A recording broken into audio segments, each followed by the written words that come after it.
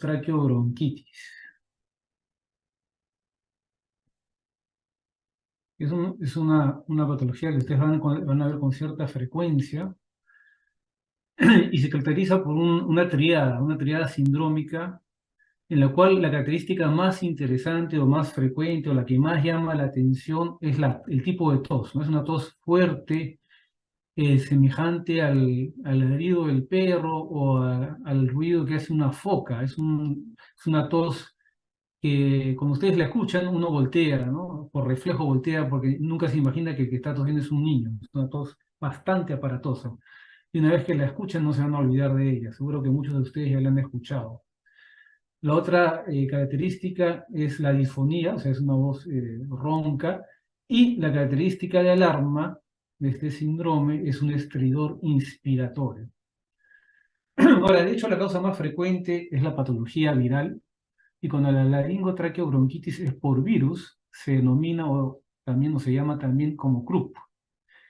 Y el CRUP habitualmente está caracterizado porque previo a la presentación de este síndrome, esta tos de foca, de perro, el estridor inspiratorio, hay unos días en los cuales el niño cursa con un cuadro respiratorio alto muy similar a un resfriado común, en el cual va a tener rinorrea, puede haber fiebre no muy alta, puede haber taquimia, y luego ya se presenta la tos característica que les he mencionado.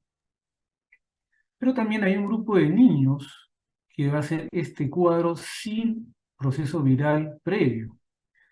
Esto se llama CRUP espasmódico y estos niños habitualmente tienen como característica de ser atópicos. Pues estos niños van a comenzar a hacer el cuadro de un momento a otro, ¿no? Es la clásica que llega la mamá en la madrugada con el niño a la emergencia y dice que de la nada comenzó a toser y comenzó a tener el estridor, ¿no? Y que no es la primera vez que sucede esto, ¿no? Ese es el CRUP espasmódico. En general, el 3% de todos los niños antes de los 6 años puede presentar un cuadro de CRUP, de laringotraqueobronquitis viral, ¿no? El pico es de 6 meses hasta los 36 meses de edad, más es en varones, el pico es a los 2 años de edad. Y en general, cualquier virus puede producir CRUP, pero de hecho, el que hace el cuadro más aparatoso y muy similar por la severidad del cuadro a la tos convulsiva, que como ustedes saben es producido por una bacteria, la Bordetella pertussis, es el parainfluenza.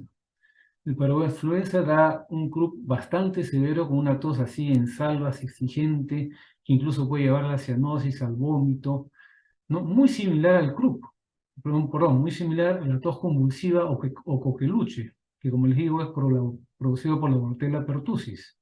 Y por esto a este tipo de CRUP se llama síndrome coqueluchoide, ¿no? El parainfluenza 1 y 3 es el que da el cuadro más severo, pero como ven ustedes en la lista, cualquier virus respiratorio puede producir un CRUP. El rinovirus, que es el virus resfriado común, el adenovirus, que hemos tenido una epidemia de adenovirus hace poco, con niños con CRUP y que también van con conjuntivitis y diarreas y vómitos. El sarampión mismo, el metapneumovirus, el influenza, también puede producir CRUP, sobre todo en niños pequeños, y por eso es tan importante eh, cumplir con la inmunización anual contra influenza. También algunas bacterias pueden dar síndrome de CRUP, como las bacterias atípicas a la cabeza del Mycoplasma pneumonia, y obviamente el COVID, ¿no? Sobre todo, esto lo vimos en la tercera ola de COVID, con la cepa Omicron, que da mucho CRUP en niños. Y ahora, ¿por qué se produce el estridor, que es el signo de alarma en el CRUP? Acá ustedes ven en pantalla, arriba a la izquierda, cómo se comportan las vías aéreas intratorácicas, ¿no? Durante la inspiración, cuando se produce la amplexación de la caja torácica, la vía aérea intratorácica se dilata. Durante la expiración sucede lo contrario. Pero fíjense ustedes abajo a la derecha qué sucede con la vía aérea extratorácica, es todo lo contrario. Durante la inspiración, como hay una presión subatmosférica y el objetivo es que el aire entre, si hay alguna lesión o un proceso inflamatorio en la vía aérea extratorácica, va a dificultar el pasaje del aire durante la inspiración, Y acá es donde se produce el estridor, porque el croup, la inflamación que producen estos virus es a este nivel, entre la laringe y la tráquea. Durante la expiración sucede lo contrario, y por eso es que estos niños expiran normalmente, ¿no? A diferencia de, por ejemplo, el paciente con asma, que lo vamos a ver más adelante. Entonces, esto es lo que explica por qué se produce el estridor. El problema es la entrada del aire a través de una pared extratorácica de la vía aérea que está edematosa y por lo tanto está disminuido el calibre. Entonces tiende al colapso, ¿no? Igualito que una cañita que está malograda y uno chupa y no sube el líquido que uno está aspirando porque la caña está malograda, ¿no? No funciona adecuadamente. Importante es hacer el diagnóstico diferencial. ¿Correcto? Esta es la parte más importante de evaluar a un paciente con laringotraqueobronquitis, porque a veces no es CRUP frente a lo que estamos y el paciente va a presentar un deterioro clínico, obviamente. Entonces, a nivel supraglótico, otra causa frecuente que puede simular un CRUP es la hipertrofia de amígdalas. Vamos a ver unas imágenes más adelante. La epiglotitis, que como su nombre lo dice, es la inflamación de la epiglotis y este sí es un cuadro aparatoso severo. El absceso retrofaríngeo, en el cual el paciente va a lucir tóxico, va a lucir enfermo. El paciente con CRUP habitualmente, aparte del estridor, no luce tóxico, no luce enfermo el niño. Cuerpo extraño, que es el tema de la siguiente parte de la clase, y la angioedema, que obviamente es una reacción muy peligrosa que habitualmente se desencadena por exposición a algunos medicamentos cuando la persona es alérgica, lo más frecuente son los AINES, y también la otra causa frecuente de angioedema es cuando la persona es alérgica o el niño es alérgico a ciertos alimentos, a la cabeza, frutos secos como nueces, maní y crustáceos o mariscos, ¿no? Pues ven ustedes acá imágenes, arriba a la izquierda, la hipertrofia de amígdalas por un proceso viral. A la derecha ya ven exudados, esto es una amigdalitis bacteriana. Abajo, muy similar a la bacteriana, pero esto es difteria. Y abajo a la derecha, fíjense ustedes cómo esta epiglotis está totalmente aumentada de volumen y etematoso, ¿no? Esta es una epiglotitis. Este es un paciente de nuestro hospital, lamentablemente el video no va a correr, pero si ven ustedes acá, esta es una epiglotis aumentada de volumen, parece una salchicha, y esta niña tenía 11 años de edad. Sin embargo, ya estaba fuera del rango de tener un cuadro de Krupp. Recuerden ustedes que hasta los 6 años es lo habitual. Después que un paciente, un niño tenga Krupp es bastante raro. Hay que buscar definitivamente un diagnóstico diferencial. Sin embargo, esta niña escolar fue tratada como Krupp, incluso como asmática. Y lo que ven ustedes acá es una epiglotitis, pero por tuberculosis, era una TBC laringia. O sea que esta niña, aparte de haber sido maltratada, cuando la nebulizaban en la emergencia y todo, estaba contagiando a todo el mundo de tuberculosis, porque la TB laringe es la más contagiosa. A nivel laringio subglótico tenemos el crup espasmódico, que ya lo hemos conversado, la laringomalacia, que es la inmadurez de esta parte de la vía aérea, la traqueitis bacteriana, en la cual también el paciente va a lucir tóxico, y cuando se explora la vía aérea por vía endoscópica se ve que tiene gran cantidad de secreciones purulentas a este nivel. Cuerpo extraño, que lo vamos a conversar en un momento. Difteria, que es un cuadro aparatoso que felizmente ya no se ve desde que todos los pacientes están inmunizados, pero la difteria se caracteriza por hacer o formar membranas dentro de la tráquea, o sea, pseudomembranas, y entonces los niños fallecían, ¿no? Fallecían porque por más que intubabas al niño, si tenías una membrana, una pseudomembrana en la parte baja de la tráquea, no había cómo ventilar al paciente, ¿no? Bastante aparatoso, pero como les digo, esto ya no se ve, ya que la inmunización contra difteria está bastante difundida. Intubación traumática, parálisis de cuerdas vocales, cosas más raras, laringoespasmo, no solamente por reacciones alérgicas, sino también por reacción vagal o hipocalcemia. Acá ven ustedes lo que es la laringomalacia, arriba a la izquierda. Y acá están viendo el colapso de las aritenoides, ¿no? Como, fíjense ustedes cómo estas estructuras se están yendo o están siendo tendidas a obstruir la glotis que está acá atrás. Entonces, cuando el paciente toma aire, produce estridor, pero esto no es cruje, esto es una laringomalacia. Acá también es otro video, lamentablemente no va a correr, pero se ve cómo la epiglotis se mete prácticamente dentro de la glotis, ¿no? Entonces, cuando estos niños inspiran, se escucha un estridor, porque no es por una causa posinfecciosa ni atópica, sino porque es una alteración estructural. Esto lo vemos habitualmente en niños pequeños, ¿no? En lactantes, y lo habitual es que conforme vayan creciendo, estas zonas van madurando y dejan de tener este problema. Cosas más raras, por ejemplo, acá abajo a la izquierda, fíjense ustedes, esta es una fusión de cuerdas vocales. Al costado, a la derecha, esta es una parálisis de cuerdas vocales, o sea, cuando el niño toma aire no hay abducción de las cuerdas vocales, permanecen juntas y por lo tanto hay estridor. Acá tenemos una membrana laríngea. A nivel traqueal, trauma a nivel a este nivel, la traqueomalacia, igual como hay laringomalacia, puede haber traqueomalacia, cuerpo extraño, la traqueitis bacteriana y anormalidades congénitas, por ejemplo, la estenosis traqueal congénita. Si ustedes se acuerdan un poco de la anatomía, cuando vemos la tráquea, la pared anterior tiene los cartílagos, pero la pared posterior es membranosa. Estos niños nacen con con el anillo el cartílago que da toda la vuelta. Entonces es una estenosis traqueal congénita.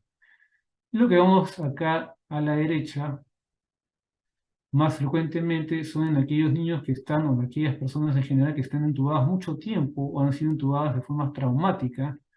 El tubo endotraqueal produce esta estenosis subglótica, es una reacción al cuerpo extraño, ¿no? Por eso es que los pacientes que están en ventilación mecánica prolongada, que no se les va a extubar, es preferible hacer una traqueostomía para no tener esta complicación que es bastante difícil de manejar, ¿no? Cosas más raras, el doble anillo aórtico, ¿no? Doble anillo aórtico, el anillo posterior va a comprimir la pared posterior del esófago. Acá ven ustedes un examen contrastado de vía digestiva, este es el esófago que está dibujando, y acá ven ustedes una hendidura, este es por el anillo posterior, el anillo anterior va a comprimir la pared anterior de la tráquea. Y acá ven ustedes una imagen endoscópica de nuestros pacientes. Esta es la tráquea, acá está el bronquio derecho, acá el izquierdo. Y fíjense ustedes cómo hay algo que está comprimiendo la pared anterior de la tráquea y colapsando la tráquea, ¿no? Y si viéramos el video, esta compresión es pulsátil, ¿no?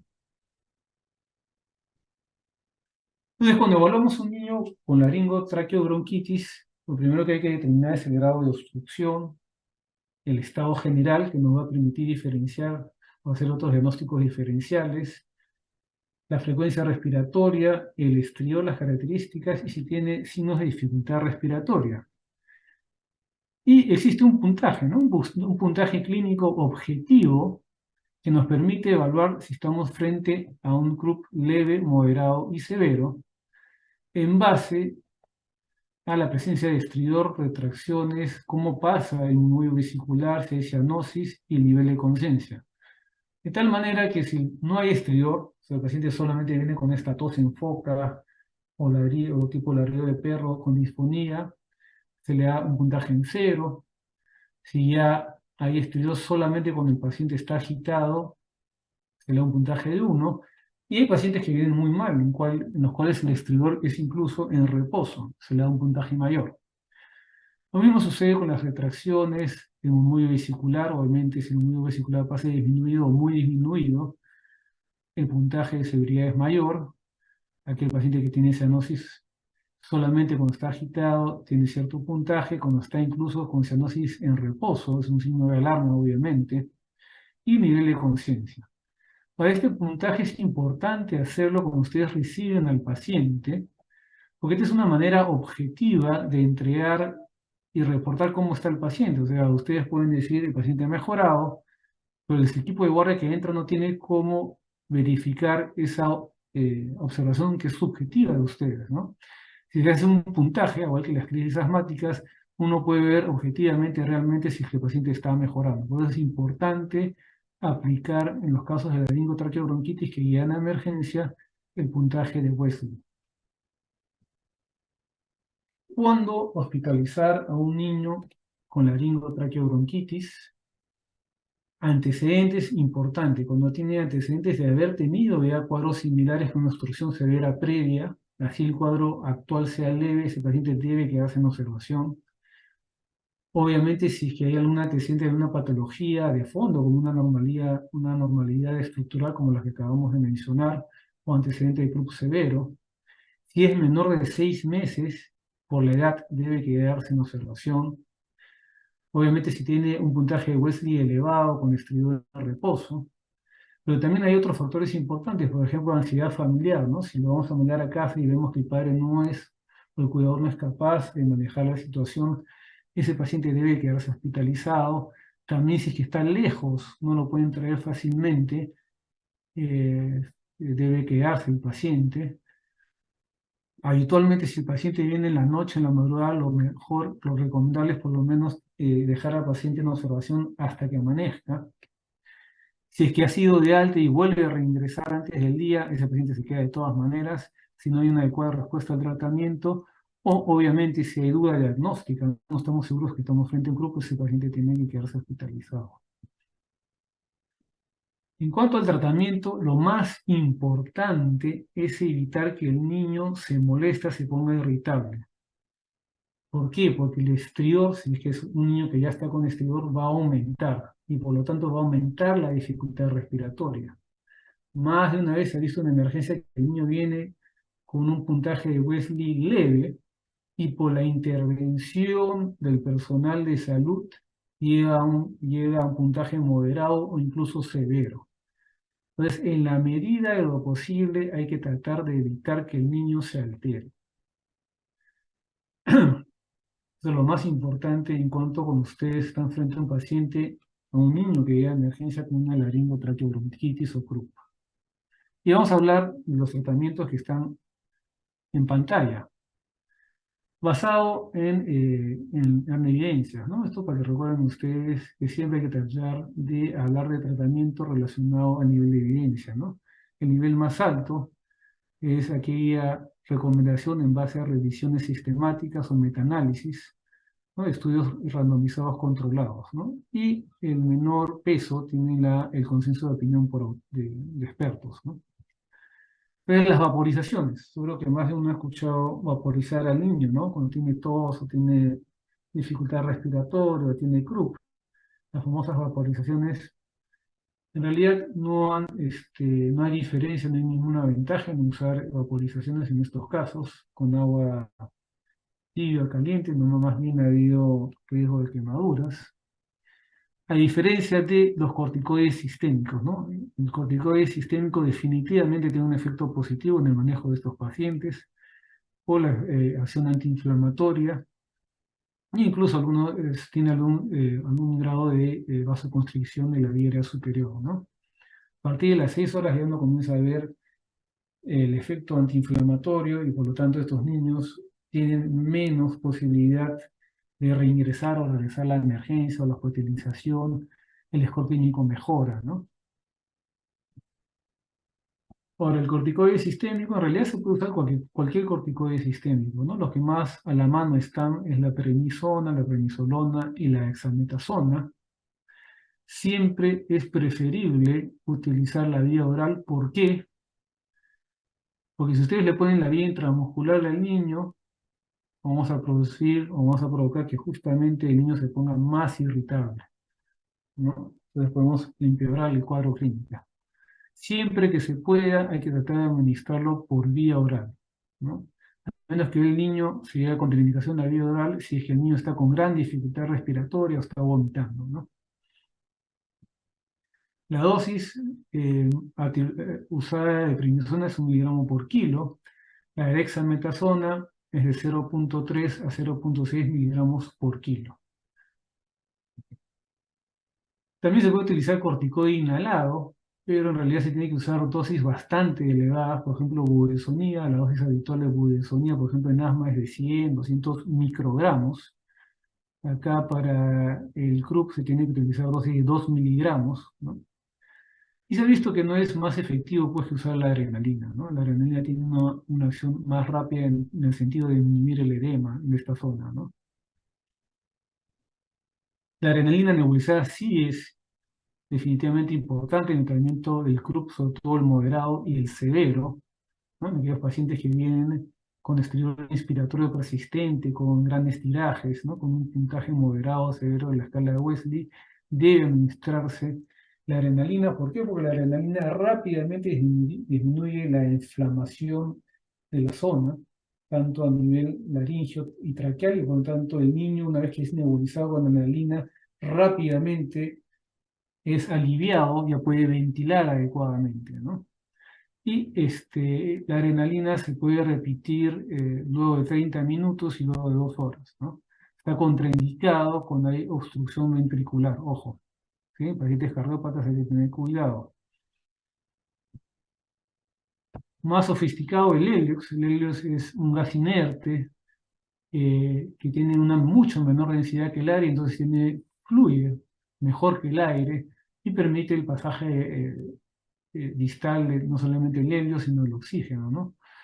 Pero bueno, requiere todo un aparataje. El helio no es que lo tengamos en todas partes, a diferencia del oxígeno, ¿no? La forma de administración del helio requiere dispositivos especiales, pero bueno, es para que ustedes lo conozcan. Las clásicas controversias, ¿no? En el manejo del grupo. Usar corticoide en casos leves, vía oral o intramuscular, y lo hemos mencionado un poco.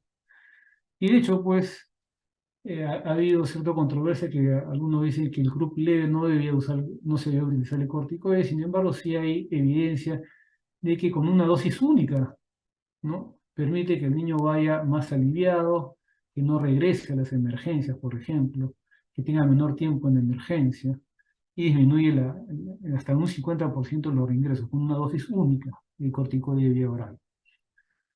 Como les dije ya, se prefiere la vía oral, no hay una diferencia, por ejemplo, entre usar dexametasona intramuscular o vía oral, y tampoco hay diferencia entre usar dexametasona y prednisona por vía oral en cuanto al efecto. O sea, pueden usar dexametasona, prednisona, lo que tengan a la mano, el efecto va a ser lo mismo. Siempre de preferencia, como les digo, vía oral a usar el corticoide por vía intramuscular o nebulizado, ¿no? La vía oral es la mejor vía de administración lejos. Entonces, este esquema es bastante útil, un manejo práctico. Entonces, viene el niño con CRUP y lo primero que tienen que hacer es ver si hay un diagnóstico diferencial, si estamos frente a lo raro, y en la cabeza puedes pensar si hay una anomalía congénita o si ha aspirado el cuerpo extraño, o bien epilotitis o traqueitis, ¿no? En estos casos, el paciente, epilotitis, traqueitis, el paciente va a lucir tóxico, acuérdense ustedes.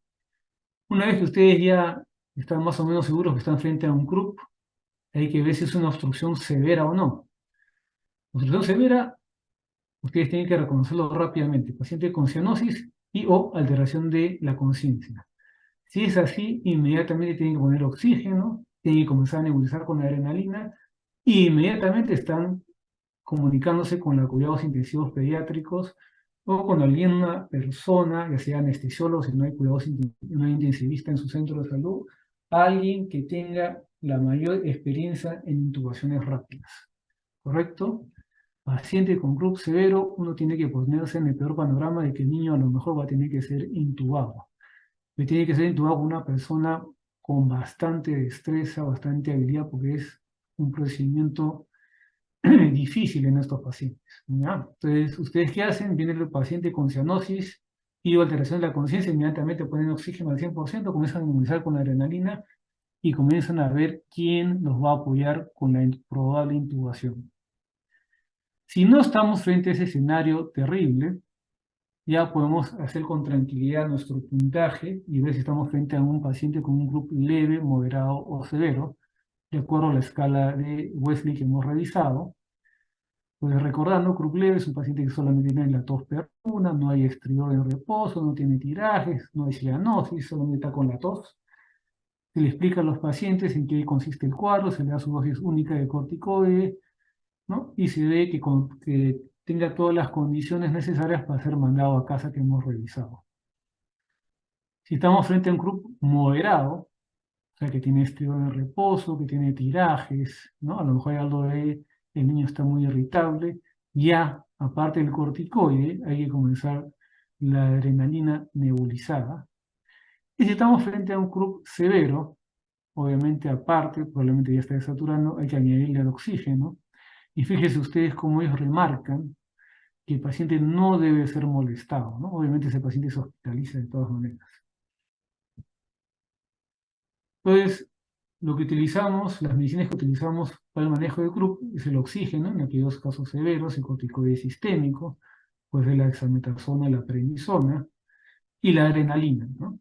Es lo que siempre, esas tres cosas es lo que vamos a utilizar habitualmente en el manejo del paciente con croup que llega a la emergencia, ¿no? Los corticoides nebulizados, como les digo, no es algo que utilizamos habitualmente, no es tan efectivo, es mucho más caro. Entonces, tres cosas, tres pilares: oxígeno, corticoide sistémico, llámese dexa o prednisona, y la adrenalina nebulizada. Entonces, conclusiones: primero, lo más importante, que no todo estridor es laringotraqueobronquitis o croup. Debemos utilizar corticoide sistémico en todos los casos y preferencia por vía oral. Hasta ahí, chicos, ¿alguna pregunta con este tema?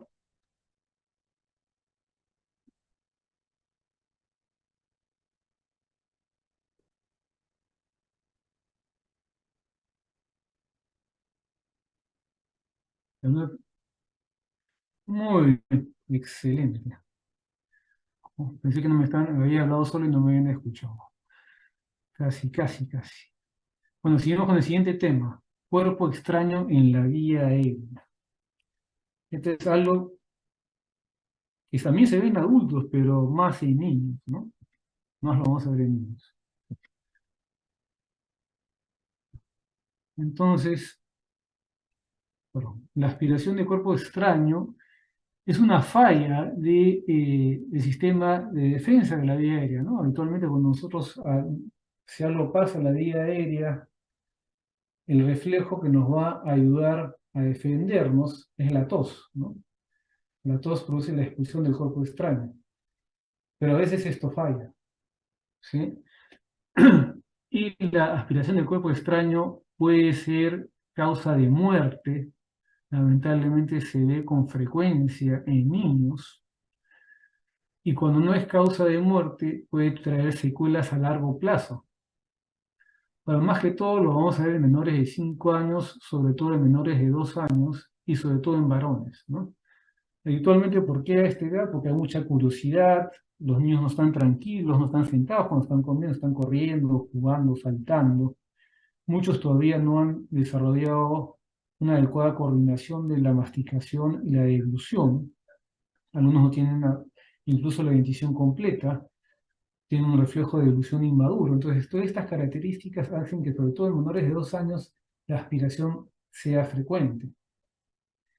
Para los que más se aspiran los niños en general, el 60-80% de los casos son vegetales, ¿no? Y en general, frutos secos es lo que más se produce aspiración o accidentes. Estamos hablando de nueces, maní, la famosa canchita, ¿no? Y esta aspiración de vegetales es un problema porque una vez que ingresa a la vía aérea, produce una gran inflamación y encima se hinchan, ¿no? Todo esto es un problema porque al tratar de retirarlo es bastante difícil, ¿no? Y entre los objetos no orgánicos, lo más frecuente son los globos, ¿no? Y es bastante triste, ¿no? Lo que pasa con los globos. Porque habitualmente lo que vemos es que los niños agarran los globos y la tendencia es a morderlos, no sé si han visto. Sobre todo a los niños pequeños les gusta morderlos. Entonces, al morderlos se revientan, el niño se asusta, y cuando se asusta lo primero que hace es aspirar, ¿correcto? Y entonces acá se produce lo que es realmente triste, porque al aspirar se aspira el látex, ¿sí? Ese pedazo de globo de látex se aspira con fuerza y se pega y tapa totalmente la glotis. Y habitualmente los niños fallecen porque no hay cómo retirarlo. Es bastante difícil retirarlo. Entonces, mucho cuidado con los globos. Hay consultorios pediátricos que están prohibidos los globos. Parece gracioso, pero si ustedes buscan en internet van a encontrar cualquier cantidad de casos de niños que han fallecido con esto. De hecho, la ubicación más frecuente es el bronco principal derecho. Fíjense ustedes, como les digo, es el 40% en menores de un año, la aspiración de cuerpo extraño representa el 40% de muertes accidentales, 40%. Y ojo que no solamente los niños pueden tener secuelas a largo plazo a nivel respiratorio, sino que como hay una hipoxia prolongada, muchas veces estos niños quedan con el sistema nervioso central dañado de por vida. ¿Sí? Entonces, hay varias ubicaciones de cuerpo extraño, ¿no? Es la ubicación más elevada, que es a nivel nasal. Bueno, acá eso también es frecuente, lo van a ver ustedes en las emergencias. Clásico, aquel niño pues travieso que se mete cualquier objeto en la nariz, ¿no?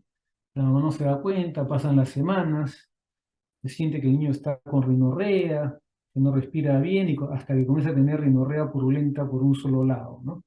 Y cuando uno entra al otorrino encuentra pues el pedacito de juguete, el maní, el caramelo que se lo han metido, ¿no? Obviamente pues ahí no hay problema de riesgo, no hay ningún riesgo de vida, solamente que lo peor que puede pasar es que haga una rinosinusitis, ¿no? De ahí, a nivel laringio, si bien es cierto, estos casos a nivel laringio representan del 2 a 12% de los casos, se asocian mucho a muerte, porque cuando hay obstrucción a este nivel, el aire no tiene obviamente por dónde pasar, no llega el aire a la vía aérea inferior y el paciente se muere.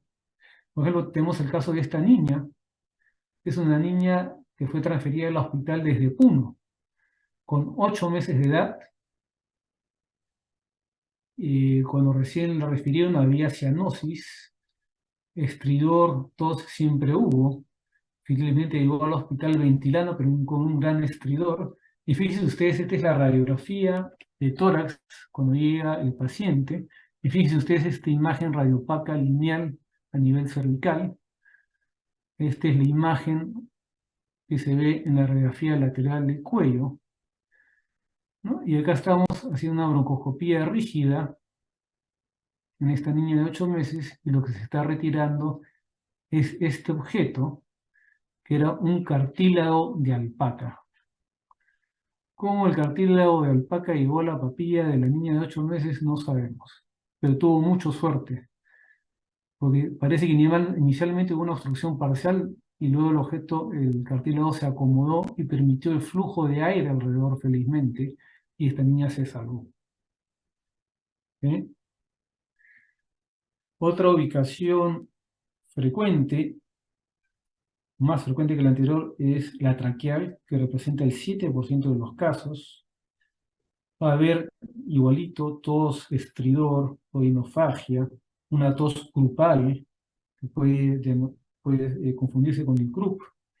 Y algo característico del cuerpo extraño a nivel traqueal es que cuando uno oculta el tórax, puede uno escuchar como un golpeteo a ese nivel, el nivel del tórax superior, que es el cuerpo extraño que está a nivel de tráquea, y cuando uno inspira y expira, cuando expira el cuerpo extraño sube y choca con las cuerdas vocales. Y ese es el choque que uno escucha. Y en realidad ese es el problema del cuerpo extraño. Cuando pasa las cuerdas vocales, es difícil ya que uno lo pueda expulsar, porque al subir choca con las cuerdas vocales y no pasa ese muro. Y en general, cuerpos extraños a nivel laringotraqueal tiene 4 a 5 veces más complicaciones que cualquier otra ubicación. Pero de hecho, como les dije, la ubicación más frecuente del cuerpo extraño es a nivel bronquial, representa el 80% de los casos. En estos cuadros no solamente va a haber tos, aparatosa, dificultad respiratoria, sino también puede haber sibilancias, y ese es un diagnóstico diferencial de asma, sobre todo cuando las sibilancias son unilaterales. Por ejemplo, veamos este niño que llegó al hospital referido como asma, ¿no? Asma de difícil manejo. Y lo que llamaba la atención es que tenía sibilancias unilaterales. Fíjense ustedes, a la izquierda tienen la placa de tórax en inspiración, y a la derecha, cuando se le pide al niño que expire, fíjense ustedes cómo ya hay una gran hiperinsuflación del pulmón izquierdo. Y cuando hablamos de cuerpo extraño, pues, y placa de tórax, lo primero que se nos viene a la cabeza es encontrar una atelectasia, ¿correcto?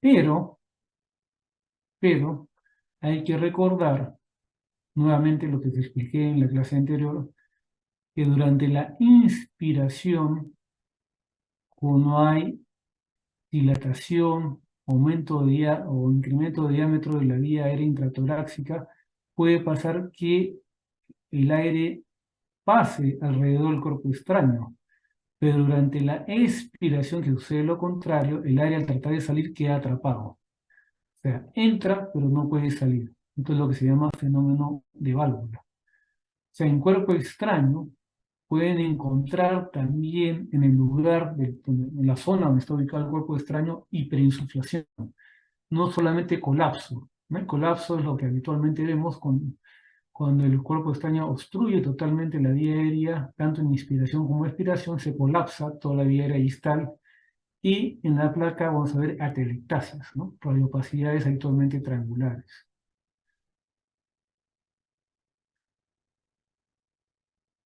Por ejemplo, veamos el caso de este niño, que es un niño de 3 años de edad, que llegó al hospital luego de que la madre había presenciado, o sea, un niño previamente sano, estaba comiendo, el niño se atora frente a la mamá, pues, secuencia cianótica, comienza a toser, la mamá sale corriendo, llega a un hospital, ya más tranquilo, lo ven en emergencia, lo examinan, le toman esta radiografía de tórax, no le encuentran gran cosa, le dan de alta, pasa 2 semanas.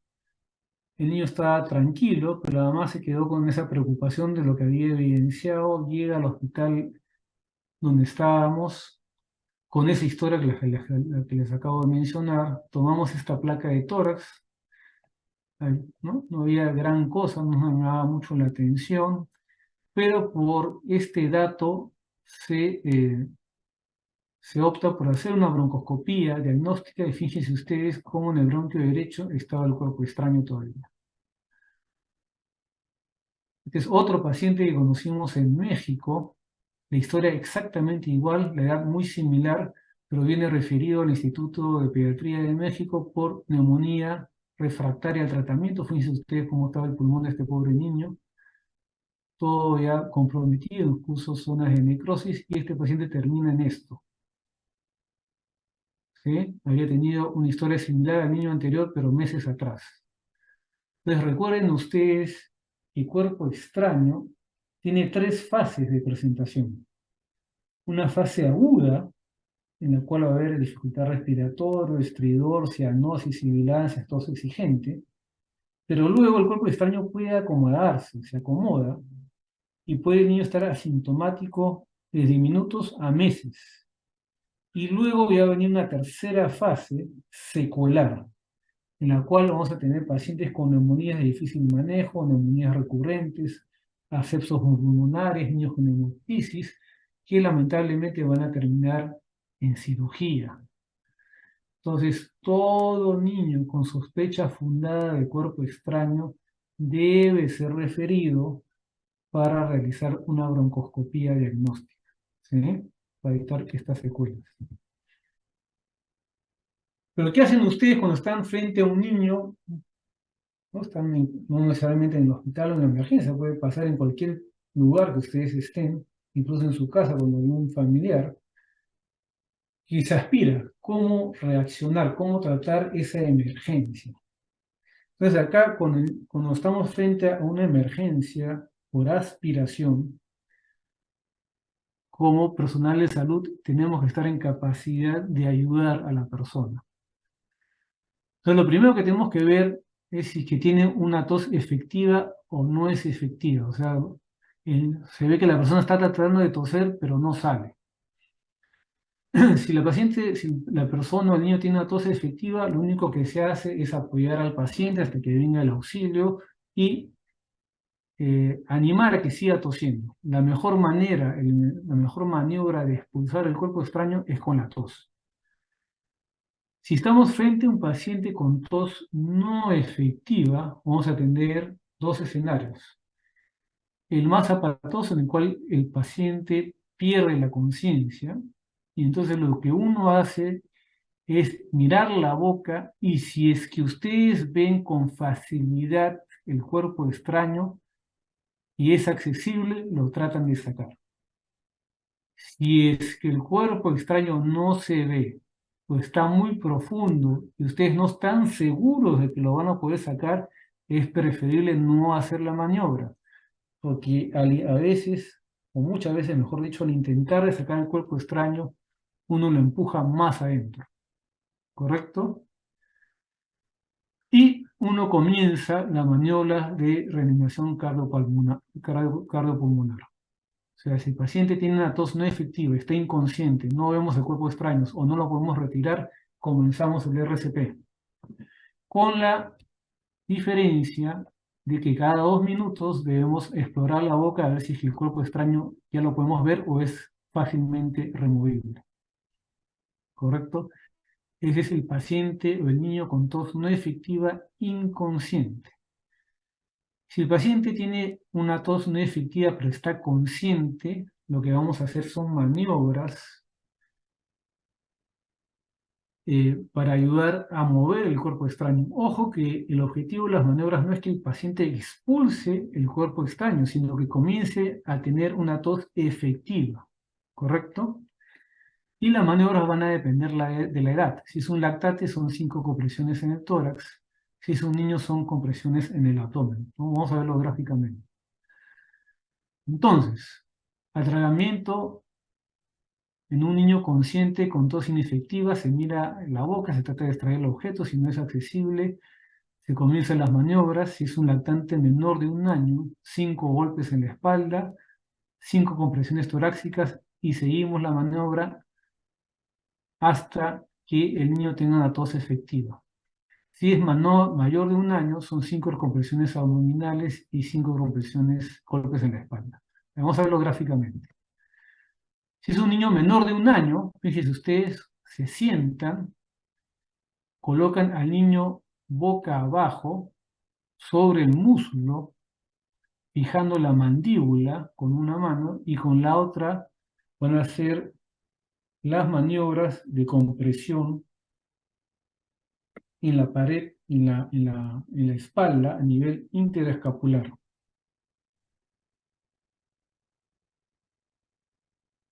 Para eso van a utilizar el talón, ¿no? El talón de la mano. A nivel escapular, 5 golpes. Voltean al paciente y a nivel intermamario le hacen 5 compresiones con el dedo índice y medio. Ese es el niño menor de 1 año. En el niño mayor van a hacer la maniobra que ustedes conocen, la maniobra de Heimlich, ¿no? En la cual hacen una compresión entre el ombligo y el esternón. Y para eso ustedes tienen que tener cuidado de separar bien los codos para no producir fractura costal. Entonces son 5 compresiones hasta que el paciente expulse o pueda toser efectivamente, ¿no? Si es un niño más o menos de su estatura, lo hacen parado. Si es un niño pequeño, ustedes se arrodillan y hacen la compresión de la misma manera. Como les dije, hay que recordar que no solamente las complicaciones del cuerpo extraño son las inmediatas como la obstrucción de la vía aérea, sino también puede haber neumotoras, neumomediastino, hemoptisis, puede haber laceraciones laringias, estenosis bronquiales, fístulas y bronquiectasias distales, ¿no? Todas estas son secuelas que vamos a observar más que todo en aquellos niños en los cuales no se ha hecho un diagnóstico oportuno. Y lo más importante de la clase es obviamente prevenir. Entonces, hay que enseñar a los niños, hay que educar a los niños que no deben estar corriendo, jugando cuando están comiendo, ni hablar, ¿no? En la medida de lo posible, una masticación adecuada, pausada. Evitar frutos secos, eso es algo importante que no lo tenemos mucho en cuenta. Evitar frutos secos en menores de 4 a 5 años, ¿no? La clásica que uno va a una cevichería y te dan tu, tu cancha salada para comer, súper peligroso en menores de 4 o 5 años. No debe haber al alcance de los niños pequeños ningún objeto que sea más pequeño que su boca. Ojo. Y eso viene incluso en la advertencia de los juguetes, ¿no? Viene ahí bien advertido. Que no, que tiene piezas pequeñas, el juego, que no debe estar a mano de niños pequeños. Sobre todo aquellos objetos que son desmontables, hay que tener mucho cuidado con esos objetos. Y sobre todo, por favor, mucho cuidado con los globos y en general cualquier objeto con látex. Preguntas, dudas.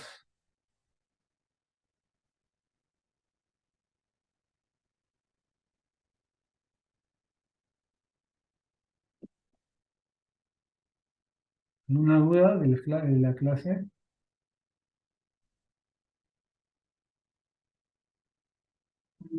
No, doctor. Muy bien. Entonces, nos vamos a la siguiente clase